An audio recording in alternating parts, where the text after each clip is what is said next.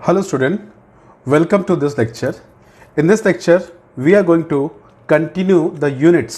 जो units of measurements के बारे में या यूनिट्स ऑफ फिजिकल क्वांटिटी के बारे में बात कर रहे थे उसको ही हम लोग कंटिन्यू करना चाहते हैं and this is lecture number 2.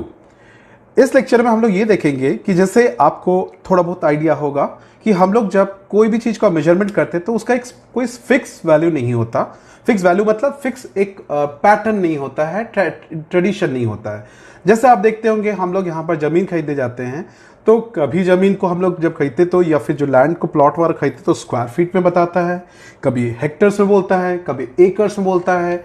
हम जब कोई चीज़ सामान खरीदने जाते हैं कभी किलोग्राम, कभी ग्राम, कभी तोला, कई सारा चीज़ हम लोग यूज़ करते हैं. तो डिफरेंट डिफरेंट सिस्टम्स होता है, अलग अलग जगह पे अलग अलग सिस्टम्स होता है, इसको मेजर किया जाता है.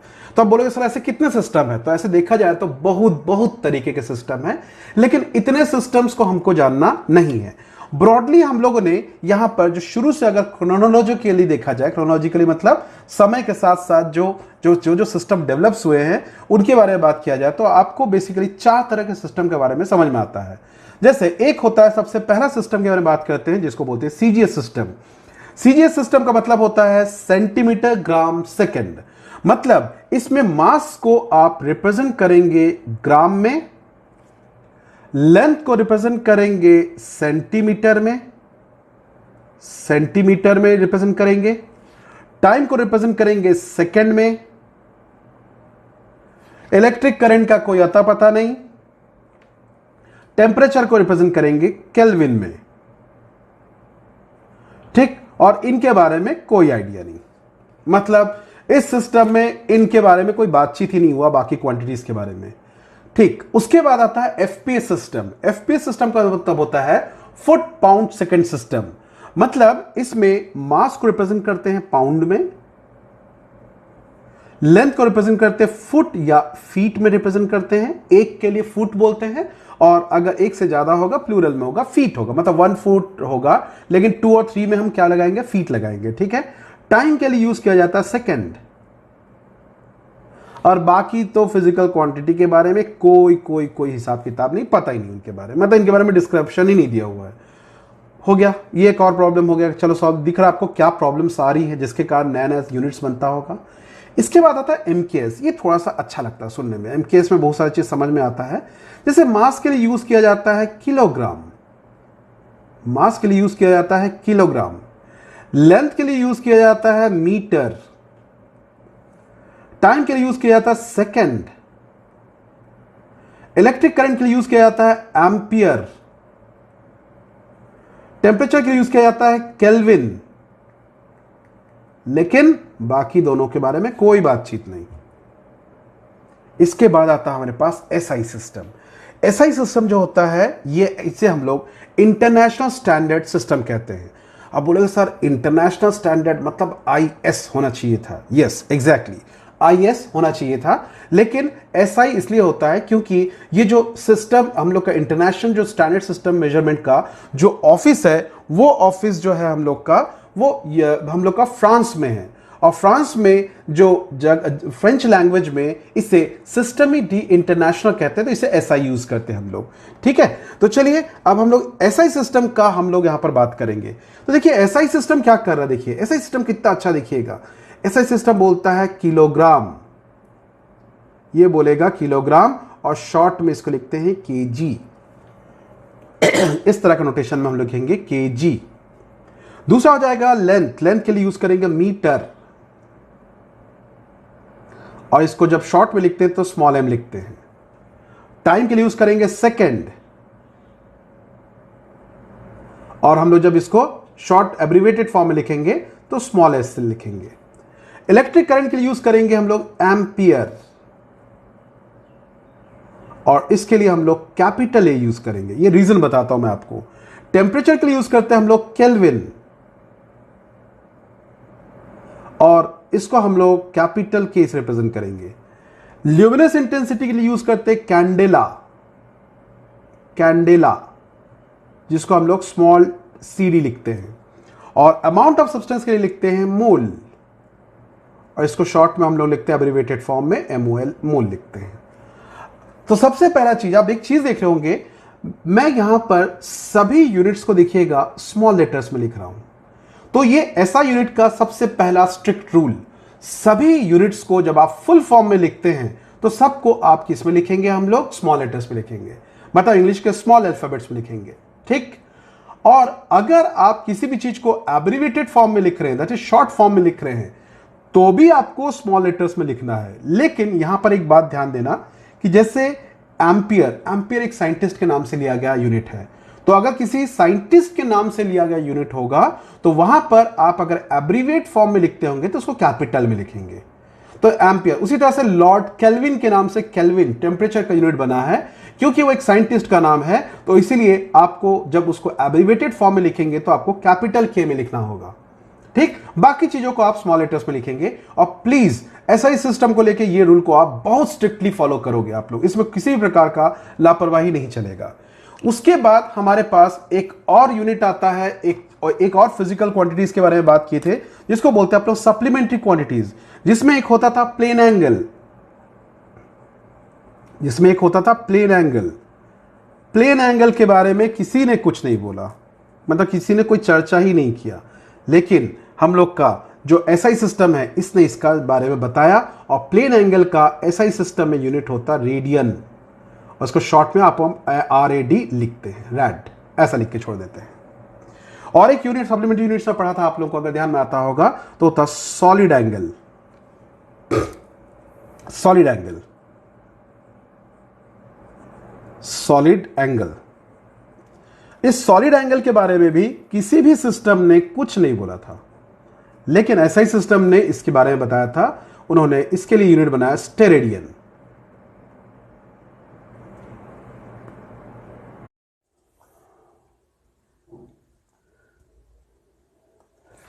इसे शॉर्ट फॉर्म में हम लोग SR से रिप्रेजेंट करते हैं। तो ये बहुत रेयर यूज होता है, बट आपको इसका नॉलेज होना चाहिए। तो ये हम लोग का एसआई सिस्टम है। तो एक बात ध्यान रखेंगे, एसआई सिस्टम का बहुत सारा बेनिफिट्स है। इस कारण से आपको सभी न्यूमेरिकल सॉल्व करते समय आपको ध्यान रखना है कि सभी फिजिकल क्वांटिटी को एसआई सिस्टम में कन्वर्ट कर देना है, unless and until it is mention.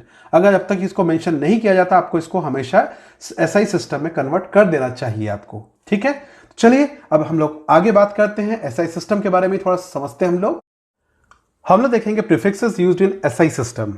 मतलब एसआई सिस्टम को अगर आप दूसरे कुछ प्रीफिक्सेस के फॉर्म में यूज कर सकते हैं। कैसा प्रीफिक्सेस मैं भी आपको बताऊंगा।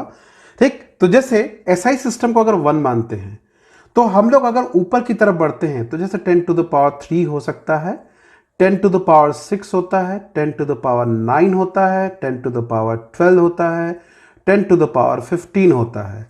तो यहां पर ध्यान रखना, 10 to the power 3 के लिए हम लोग यूज करते हैं किलो। जैसे 10 to the power 3 ओम, तो उसको क्या लिखेंगे, 1 किलो ओम। ठीक है, उसके बाद जैसे मान लेते हैं हम लोग यहां से 1 किलोग्राम भी होता है, 10 to the power 3 यूज होता है, ध्यान रखेंगे आप लोग। 1 किलो सेकेंड अगर बोलते हैं तो 10 to the power 3 सेकेंड्स। इस प्रकार से हम लोग यूज करते हैं। और इसका शॉर्ट नोटेशन जो होता है स्मॉल के यूज करते हैं, ध्यान रखेंगे, स्मॉल के, कैपिटल के नहीं। किलो के बाद आता है हमारे पास आता है मेगा। मेगा को आप लिखते हैं कैपिटल M से लिखते हैं। ठीक, उसके बाद आता है गीगा, इसको आप कैपिटल G से रिप्रेजेंट करते हैं। इसको जीगा नहीं बोलेंगे, कई लोग जीगा बोलते हैं, जीगा नहीं, गीगा होता है। ठीक है, उसके बाद हम लोग क्या हो गया, मेगा हो गया, हम लोग का गीगा हो गया। उसका टेरा, टेरा में कैपिटल T नोटेशन यूज करते हैं। उसके बाद आता है पेटा, और भी ऊपर का होता है, लेकिन अपने को उत्तर जाने जो होती है सब कैपिटल में लिखेंगे। और अगर स्मॉलर प्रीफिक्सेस के फॉर्म में लिखना है, जैसे 10 to the power -3, इसको हम लोग लिखेंगे मिली। इसके लिए अपन स्मॉल m यूज करते हैं, ध्यान रखना, कैपिटल M मेगा के लिए, स्मॉल m मिली के लिए। तो दोनों में डिफरेंस हो जाता है अगर थोड़ा बहुत गड़बड़ कर दिए तो। उसके बाद आ जाता है हमारे पास यहां पर, जैसे आपने ले लिया 10 to the power 3 का जगह हम लोग ले लिए यहां पर 10 to the power -6। तो -6 के लिए आप यूज करते हो माइक्रो। इसके लिए आप लोग म्यू, इस सिंबल को अपन बोलते हैं म्यू, मतलब ये यू को ऐसा थोड़ा सा स्टाइल से खींच देते हैं, तो इसको म्यू बोलते हैं और इसको माइक्रो बोलते हैं। ठीक, अभी मैं आपको समझाऊंगा कैसे लिखेंगे। उसके बाद आता है 10 to the power -9, तो इसको लिखते हैं नैनो, इसको स्मॉल n से रिप्रेजेंट करते हैं। ओके, उसके बाद आता है हम लोग का यहां से 10 to the power -12। तो मिली, माइक्रो, नैनो, ठीक है। उसके बाद आता है पिको, तो इसको स्मॉल पी से रिप्रेजेंट करेंगे। ध्यान रखना, capital P peta, small p pico, okay. उसके बाद आता है 10 टू द पावर -15, इसको लिखते हैं फेमटो, इसको हम लोग स्मॉल एफ से रिप्रेजेंट करते हैं। उसके बाद एक और भी यूज होता है, बहुत छोटा होता है, नहीं भी लिखेंगे तो चल जाएगा आपको, ठीक है। That is your 10 to the power -18, इसको लिखते हैं अटो, ठीक है। इसको ए से लिखते हैं अपन लोग। अब आप कैसे लिखेंगे थोड़ा समझना यहां पर ना। जैसे कभी लिख दिया मैं 1 माइक्रोमीटर, तो 1 माइक्रोमीटर का मतलब हो जाएगा 10 टू द पावर -6 मीटर। मतलब मीटर ऐसा ही सिस्टम है, उसके आगे हम लोग 10 टू द पावर -6 की जगह ये माइक्रो प्रीफिक्स यूज करेंगे, यही मतलब होता है, ठीक है। तो जैसे लिख दिया हम लोगों ने यहां पर कभी लिख दिया कि 2 मिली सेकेंड, स्मॉल ए में देखिएगा ना, तो 2 मिली, मिली प्रीफिक्स यूज करते किसके लिए? 10 टू द पावर -3 के लिए, मतलब 2 into 10 to the power -3 second, ठीक। तो इस तरीके से आपको ये कुछ जो प्रीफिक्सेस है इसको बहुत अच्छे से मेमोराइज करना है। ये पूरा मेमोराइज करने वाला काम है, इसमें कोई खास आपको दिमाग लगाने वाला चीज नहीं रहेगा, बस मेमोराइज करके रखना अपने को, ठीक है। तो ये बात को थोड़ा ध्यान रखेंगे, small m, capital M, small t, capital T, ये सब चीज के बारे में थोड़ा सा दिमाग में रखना अपने को। जिस तरह से आप लोग देखते होंगे प्रोग्रामिंग लैंग्वेजेस वगैरह में, हम लोग को पता है कि कंप्यूटर में कि आप लोग अगर स्मॉल लेटर्स को लेते हैं और कैपिटल लेटर को लेते हैं, दोनों को अपना डिफरेंट ट्रीट करता है, तो उसी प्रकार से यहां पर भी है, इसको डिफरेंट ट्रीट करेंगे हम लोग, ठीक है। अब बार बार क्वेश्चन आता है कि why to use SI system, SI system को क्यों यूज किया जाए। तो चलिए देखते हैं हम लोग कि एडवांटेजेस ऑफ एसआई सिस्टम देखते हैं हम लोग। देखिए advantages of SI system, SI system के क्या क्या एडवांटेजेस है। तो चलिए पहला जो एडवांटेज है, पहला बोलता है कि ये हम लोग का SI is rational, SI is rational, ठीक है। अब रैशनल का मतलब क्या होता है यहां पर, इसको समझेंगे हम लोग कि देखिए रैशनल का मतलब क्या हो जाएगा इसमें कि हम लोग को क्या होता है कि आप लोग जैसे आपको इसको जैसे क्या होता है कि एनर्जी को, अब एनर्जी है, जैसे क्या होता है ना, आप लोग देखते होंगे हीट एनर्जी के लिए हम लोग यूज करते, हम लोग एसआई सिस्टम में जूल, मैकेनिकल एनर्जी के लिए भी जूल, ठीक है, इलेक्ट्रिकल एनर्जी के लिए भी जूल। लेकिन जब एसआई सिस्टम नहीं हुआ करता था तब बहुत कॉम्प्लिकेशन था। हीट एनर्जी के लिए बोलता कैलोरी में मेजर करो, इलेक्ट्रिकल एनर्जी के लिए कुछ इलेक्ट्रॉन वोल्ट यूज करो, ये अलग अलग टाइप का यूज करना पड़ता था। तो ये एसआई सिस्टम बोलता भैया एनर्जी है तो वो उसका यूनिट जूल में ही होगा, चाहे वो किसी भी फॉर्म का एनर्जी हो। तो इसलिए रैशनल मतलब एक लॉजिकल है यहां पर, ठीक, ओके। उसके बाद इसका जो दूसरा वाला पार्ट होता है, इट इज इंटरनेशनली एक्सेप्टेड, मतलब इसको इंटरनेशनली एक्सेप्टेड है, इंटरनेशनली एक्सेप्टेड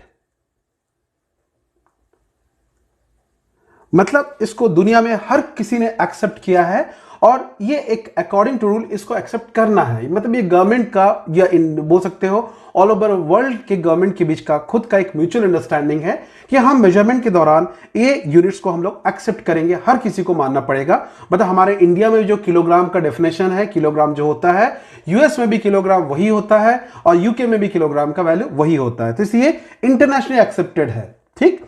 उसका जो तीसरा जो होता है हम लोग का, वो होता है कि इसमें it is coherent, it is coherent. Coherent का मतलब होता है कि इसमें आप किसी भी यूनिट को आपको कुछ खास करने की जरूरत नहीं।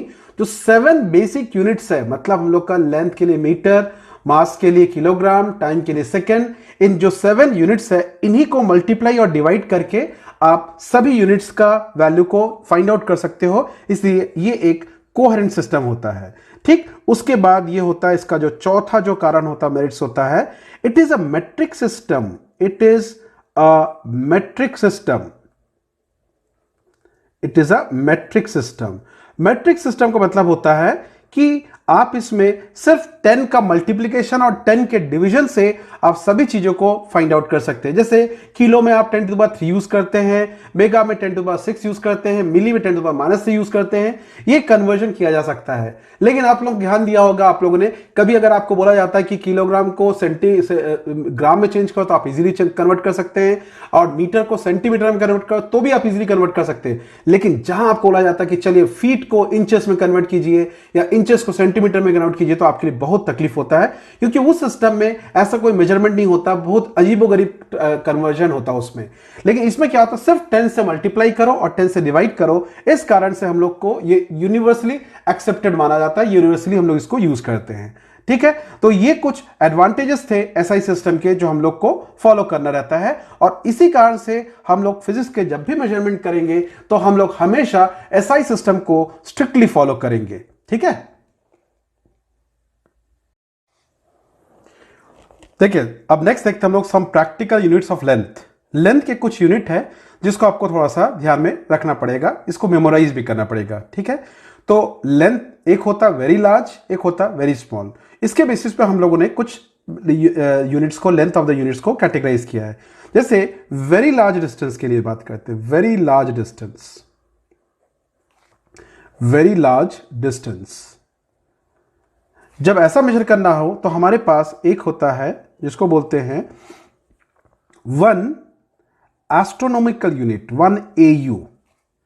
क्या होता है ना, the mean distance between sun and earth is known as what, 1 astronomical unit, जिससे आप लिखते हो अप्रोक्सीमेटली, आप इसको लिखते हैं 1.5 इंटू 10⁻11 मीटर।